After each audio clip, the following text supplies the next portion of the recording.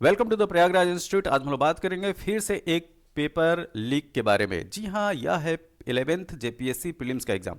11th JPSC prelims का exam 17 मार्च को आयोजित था और इसके लीक होने की खबर आ रही है। ठीक, तो अगर 2024 की बात किया जाए तो 2024 जो है वो लीप ईयर ना होकर पेपर लीक ईयर हो गया है। ठीक, ऐसा मैं इसलिए कह रहा हूँ क्योंकि उत्तर प्रदेश हो, बिहार हो और अभी जो झारखंड, ठीक है, और राजस्थान, जो 2021 में वहाँ की एक वैकेंसी थी, उसके पेपर लीक और नकल कराने की जो बात है वो अब जाके जो है खुलासा हुआ है मार्च के महीने में। ठीक, तो अब हम बात करें पिछले महीने की, तो पिछले महीने में उत्तर प्रदेश में जो है वो दो एग्जाम हुए थे। एक यूपीपीएससी कमीशन के द्वारा आरओ एआरओ का एग्जाम 11 फरवरी को कराया गया था और इसी क्रम में यूपी पुलिस का एग्जाम जो है वो उसके अगले हफ्ते 17 और 18 फरवरी को कराया गया था। ठीक है, अब ये जो दोनों के दोनों पेपर जो है वो लीक हो चुके थे। अब इसके लिए स्पेशली जो छात्र हैं उन्होंने आंदोलन किया और उनके आंदोलन करने के बाद जो एडमिनिस्ट्रेशन है, जो प्रशासन है, वो संज्ञान लेता है, तब जाके इन दोनों पेपरों को जो है लीक किया जाता है, इन दोनों पेपरों को जो है निरस्त किया जाता है। चलिए, यहाँ पे तो जो छात्र हैं उनको एक सुकून मिला कि जो पेपर लीक हुआ था उसको निरस्त कर दिया गया, लेकिन इस ड्यूरेशन में जो छात्र हैं जिन्होंने तैयारी की, ठीक, जिन्होंने अपना समय लगाया, ठीक, अपनी जो है वो पैसे लगाए, वो तो सब बेकार गया। नो डाउट 3 महीने बाद, 4 महीने बाद या 6 महीने के अंदर ये कभी भी एग्ज़ाम होगा, ठीक, तो उसके लिए ये टाइम तो फिर लगाना पड़ेगा, छात्रों को टाइम भी लगाना पड़ेगा, पैसा भी लगाना पड़ेगा और शरीर भी लगानी पड़ेगी।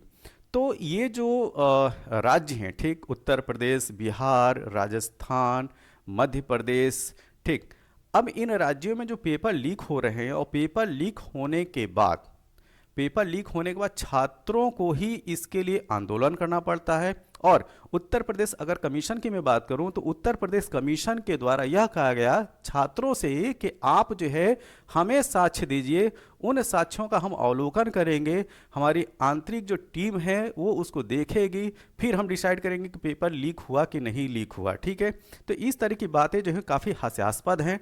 ठीक, जिसकी जिम्मेदारी है एग्ज़ाम कराने की वही जो है इस तरह के काम करे। अब यहाँ पे जो विद्यार्थी हैं उनका यह काम नहीं है कि वो आंदोलन करें, ध्यान दीजिए, आंदोलन करें और आंदोलन करवा के जो है या कोर्ट कचहरी करके जो है पेपर को जो है वो निरस्त करवाएं। ठीक, इसमें जो है एडमिनिस्ट्रेशन या जो भी आयोग है, इसको कराने वाली जो भी एजेंसियां हैं, वह स्वतः इसकी जिम्मेदारी उठाएं।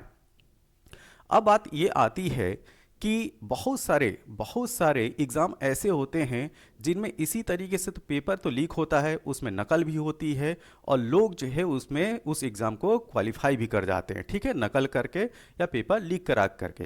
तो जिन एग्ज़ाम के जो है पेपर लीक हुए या जिसमें नकल हुई, ठीक, उनको तो ये भी हो गया कि उनको निरस्त नहीं किया गया है। और इसका जो सबसे बड़ा एग्जाम्पल है, अगर राजस्थान की बात करें तो राजस्थान जो एसआई भर्ती थी उसमें जो सिलेक्टेड कैंडिडेट थे जिन्होंने जो फर्जी तरीके से एग्ज़ाम को क्वालिफाई किया था, वो आज की डेट में ट्रेनिंग ले रहे थे। ठीक, आज की डेट में ट्रेनिंग ले रहे थे और उसमें से 14 जो कैंडिडेट थे उनको जो है वो गिरफ्तार किया गया। ठीक, उनको जो है मतलब गिरफ्तार किया गया।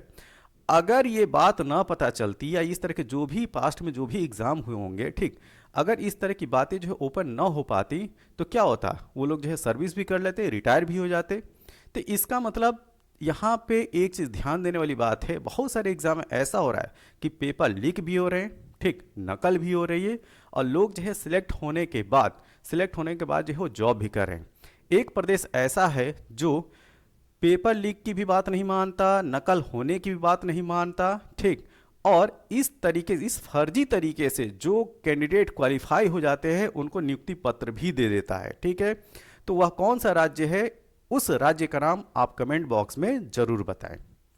अब मेरी एक रिक्वेस्ट है प्रधानमंत्री मोदी जी से कि वह 2024 को लीप ईयर न घोषित करके ये जो कमीशन है, ये जो भर्ती एजेंसियां हैं, उनके लिए स्पेशली पेपर लीक ईयर घोषित कर दे। ठीक है, तो यह जो है जो भी पेपर लीक का मामला हो, नकल का मामला हो, ठीक, वो काफ़ी दयनीय स्थिति है, खास तौर से छात्रों के लिए। छात्रों की आर्थिक स्थिति पे, मानसिक स्थिति पे एक कुठारा घात होता है। ठीक, अगर मैं बीपीएससी की अगर मैं बात करूं, ठीक है, मतलब कि बिहार की अगर बात है तो उसमें जो है बीपीएससी टीचर भर्ती में टीचर भर्ती में भी जो है पेपर लीक हुआ। और उसमें आपको जान के ताजुब होगा कि जो जो लोग गिरफ्तार हुए हैं उसमें एक गर्भवती महिला भी गिरफ्तार हुई है जिसको जेल किया गया है। ठीक, तो सोचिए कि मतलब ये जो सर्किट है वह किस तरीके से काम कर रहा है। एक सिंडिकेट की तरीके से जो है ये पेपर जो है वो लीक हो रहे हैं। और यूपी पुलिस पेपर लीक की अगर बात किया जाए तो खबर ये आ रही है कि पेपर जो है प्रिंटिंग प्रेस से ही आउट हुआ था।